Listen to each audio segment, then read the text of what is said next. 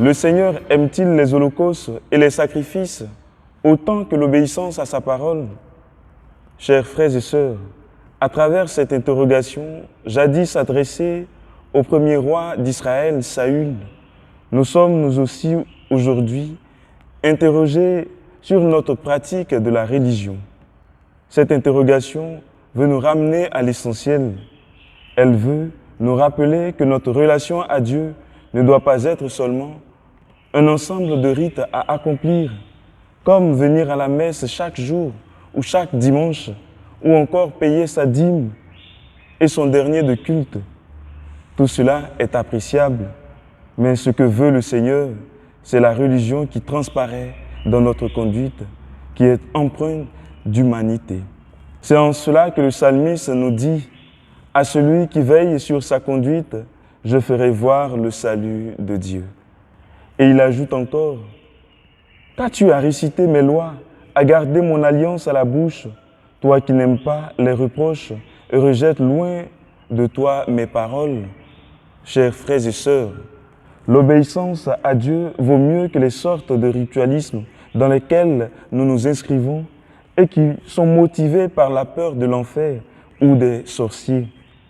La docilité à la parole de Dieu, qui est l'autre nom de l'obéissance, est meilleure à ces sommes colossales données à des soi-disant hommes de Dieu afin de nous assurer la protection de Dieu.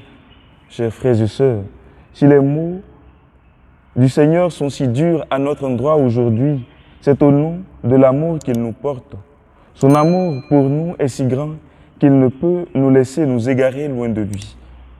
Dans l'Évangile, à partir d'un fait qui dérange, une question est posée à Jésus.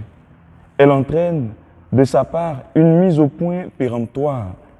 On pourrait penser que Jésus va donner tort à ses disciples pour leur trop facile manquement à la règle commune. Il n'en est rien.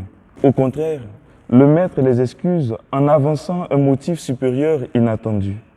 Les invités de la noce pourraient-ils jeûner pendant que l'époux est avec eux? Tant qu'ils ont l'époux avec eux, ils ne peuvent pas jeûner. En clair, Jésus s'arroge ici un titre nouveau, celui de Pou. C'est un titre divin.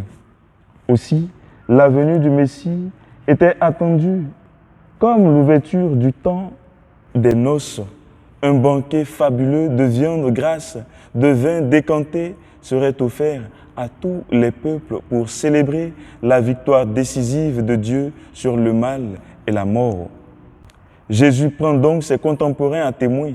Si ses disciples ne jeûnent plus, c'est qu'ils sont les premiers invités à la noce.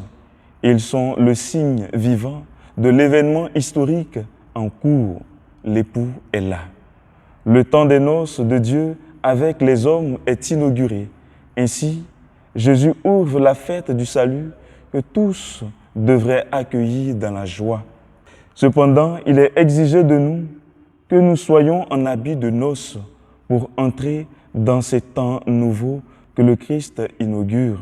Deux brèves paraboles viennent élargir cette perspective ouverte par Jésus.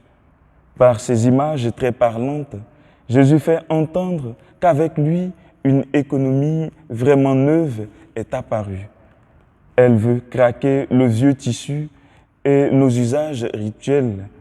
Elle rend caduque l'ordre ancien. Et Jésus conclut ce débat par un petit proverbe qui résonne fort encore pour nous. À vin nouveau, outre neuve. Chers frères et sœurs, avons-nous conscience de cette ère nouvelle dans laquelle le Christ veut nous introduire? Travaillons à quitter le vieux vêtement, les vieilles outres, pour être transformés de l'intérieur afin d'accueillir le vin nouveau du salut que le Christ nous donne gratuitement. Que le Seigneur nous en donne la grâce.